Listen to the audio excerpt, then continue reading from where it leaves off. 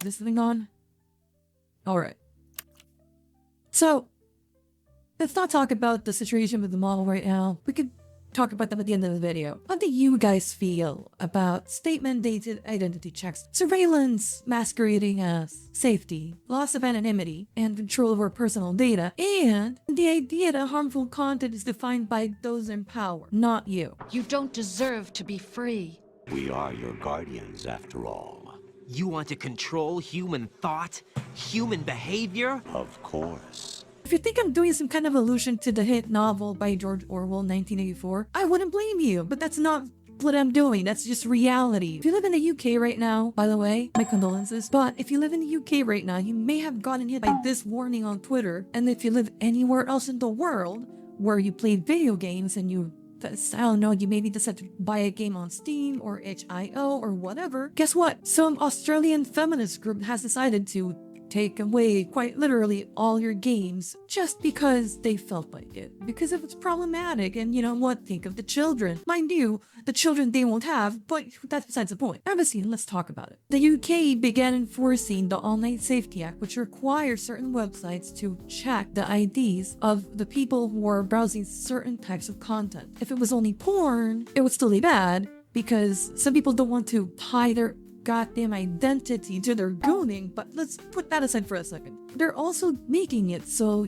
you, yes, you have to go ahead and give that ID for any content that might be considered, get this, illegal or harmful. But it's not only porn. They passed this as a supposed ruling for, again, think of the kids, think of the children.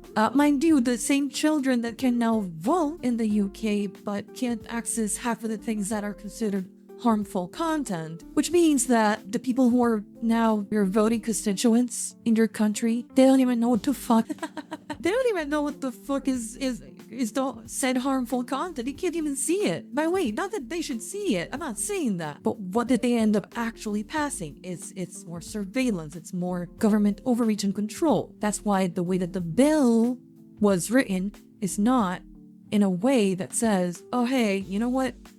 It's only this type of content. No, it's harmful or illegal. Who decides what's harmful or illegal? You guessed it. You're politicians. If you have a working brain cell, you should be able to know where I'm going with this. Now, this whole entire thing that I've been alluding to about 1984, is it making sense now? Is it starting to? By the way, I do think that parents should do a better job of keeping the kids off the internet. If the number that was floating around of 8% of kids having access to porn, it has any validity to it, that's a way too high number. And if you ask me, and my experience that I had when I was younger, I would say that number is far higher than this being reported. Parents should do a better job of protecting their kids from explicit, illegal, harmful content. Is that clear? Okay, because I don't think that these governments are doing this for the purposes of protecting the children. Let's say you have no problems with giving to your government your identifiable information, right? Let's say for a second that you're a-okay with it and you have zero problem giving them your information. Now, I assume that most people who are watching this video, if they didn't think this was absolutely batshit crazy, they would have clicked off by now. But in the off chance that there's maybe like one or two of you out there that don't see the problem. Let's say there's a couple of you who look at this and you're telling yourselves, hey, you know what? Maybe it's not that big of a deal. I go into the most vanilla hentai or porn out there imaginable, so who cares? You know what? I'll give my ID. I'll give my information. I'll tell this website, this platform, who I don't know who's handling all of my information. I'll tell them where I live, my date of birth, my race, my gender, everything, right? Let's say you are, to put it nicely, you're innocent enough to put actually your trust on this platform. Well, God has a wicked sense of humor, because in the same week that the UK decided to enact these policies, wouldn't you guess it, an app that was doing the exact same thing that the UK is doing right now, which was requiring selfies and government IDs in order for you to access that platform, again, for safety reasons, got hit with a data breach that can't even be considered a hack. That's how incompetent some people are with your information, and you want to trust them with it. I'm not gonna go into the whole issue with the app itself. Like, that app has a bunch of other problems on top of the data, like the fact that it's abusing and destroying the reputation of a lot of men without them even knowing about it. It's another conversation for another time. If a company like this that has been running for years can't get it together, do you trust your sometimes elected officials? Do you trust for them to do the right thing? Personally, if you ask me, I see this T breach as a case study, if you will, of what happens when these draconian measures go wrong. It's a very recent example of what happens when you entrust people with your government ID and other information that you shouldn't be entrusting people with. I don't know what's going on with the world. I don't know what happened. I don't know where we lost the plot. But hey, I hear you say, Scarlette, honey, surely this form of moral policing is only happening in the UK, right? Let's ignore for a fact that people outside of the UK are being affected by these things. It's only happening in the UK. It's only the British derogatory, the ones who are being affected by this, right?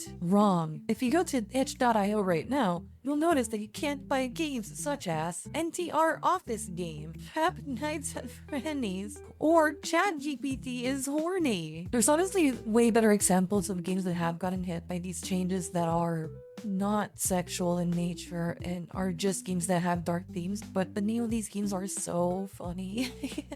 Do you want to know why you can't buy these games? Apparently, from all the way down under, a feminist group called Collective Shout has successfully lobbied Visa and MasterCard to remove over 20,000 different games. Now, at first, the games that were getting hit were mostly the porn games, but that changed.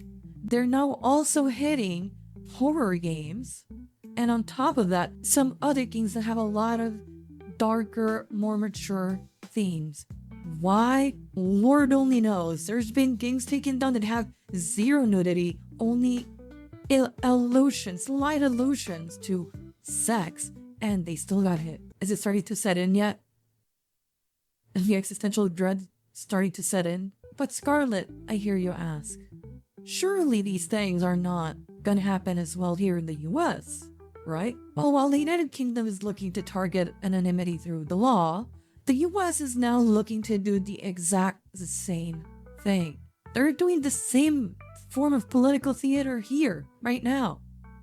And it's a bipartisan one as well. Here in the US, they're trying to introduce the Kids Off Social Media Act. Some of the main things that the bill is asking for is to ban anyone below the age of 13 off social media, which, by the way, I agree, parents should do that, not the government though.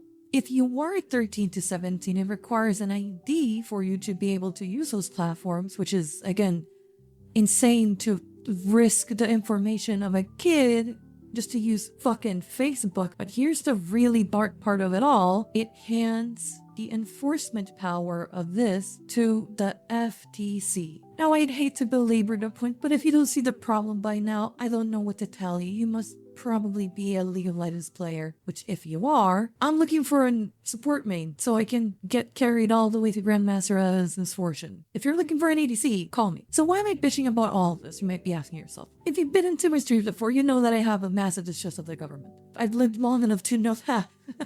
I lived long enough to know that the people who are in power are not your friends and will never be your friends. Just as an example, here in the US, the same politicians that are trying to pass the Kids Off Social Media Act are the same politicians that didn't want to release the Epstein files and leak the names of the people who were responsible for all those things. So these people don't care about the children, right? If this comes to pass, the same way it passed in the UK, we're gonna have a government that has more control over your speech and what you decide to do online, more data about you. And not only that, they now have even better surveillance systems against you. The other thing that bothers me about these bills when they try to pass them is that they have like these really noble names and whatnot. They have like very emotional names with that resonate with people, but what they're actually doing is just obscuring what they intend to do with these bills. Think of the Patriot Act, think of FOSTA SESTA. For all of these bills that I just mentioned, one of two things happen.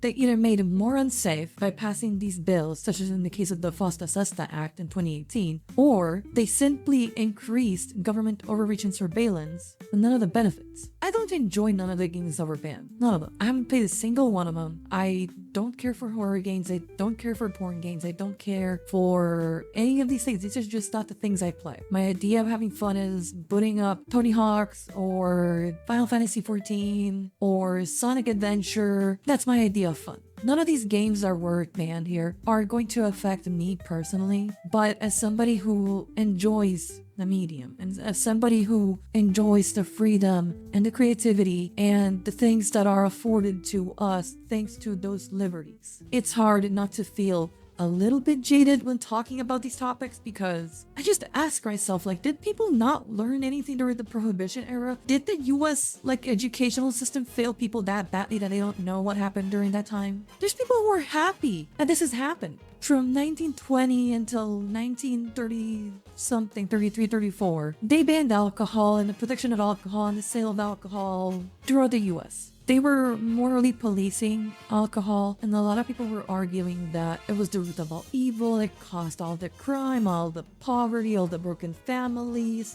And when you hear these things, there is some truth to some of these things that people were claiming. I don't know about you, but I'm still waiting for my alcoholic dad to come back from the gas station with the cigs in the mill. But what ended up happening was that they made a massive black market due to this. Speakeasies started to be invented, which were essentially secret illegal bars where they were selling all the alcohol. Organized crime, people such as Al Capone essentially got rich off of this. The violence did not decrease, in fact it went up. And a very funny sequence of events, the government actually lost money on this. He lost a lot of tax revenue from alcohol. Like, I mean a lot of tax revenue. And to top it all off, cherry on top of the shit pie, people started making alcohol at home and it was super unsafe, super toxic, it was a mess. And now here in current year, we're doing this again. We're 100 years removed from that. Instead of learning about what happens when these insane overreach laws get passed by these governments, we're still going on a moral crusade in the same fashion that it happened back then. I just find so crazy just how many people are cheering this on. Like, you open up Twitter and there's a lot of people calling it out, and I'm happy about that. But there's a lot of people who are like celebrating that this happened. Something that I find wild about this entire situation is the fact that some of the people who were complaining the last election cycle of how the government was overstepping and overreaching by teaching their kids values that they shouldn't be teaching them in schools, which, by the way, I agree with you. The parents should be responsible over their kid, are now celebrating stuff like this, and I just don't know how they don't see the hypocrisy in it. The government shouldn't be taking care of your kids. You should be. You had your kid, not the government, not the taxpayer. So why are you now celebrating that? You should be taking care of your kid. You should be taking control of what your children consume on the internet. When you allow governments to deem what is illegal, what is harmful to you and your family, you get people getting arrested for making jokes about COVID or because of a pug that did a stupid salute. That's what happens. It's unironically so funny to me that it's very, very possible that we're gonna get a non-ironic goon mafia. And the word goon is gonna go full circle because we're now gonna have unironic organized crime rings to bootleg porn and stuff like this because it suddenly became illegal in the UK. And I know that that's not the point right now. I know that right now they're not banning porn as a whole or horror games as a whole, but that slope is very slippery. In fact, that slope might as well be a goddamn wall right now, okay? People have been calling this out for years, but it's not until porn gets taken away from people that now they notice what's going on. But people have been talking about this for years. This is nothing new. If you want to see these things change, it's important that you go ahead, talk to not only your local constituents who are pushing these laws into place, but to also, in the case of stuff like Collective Shout, for you to go ahead and also talk to the payment processors and send inquiries about these things. Because apparently all it took was a couple of feminists from Australia to take all these games down. Let people know what's going on. 1984 was not supposed to be a model that we follow in our lives, in our society. It's supposed to be... Oh, this is ridiculous. Anyways, guys, before I go, I want to say thank you so much for all the support that you guys have given me recently.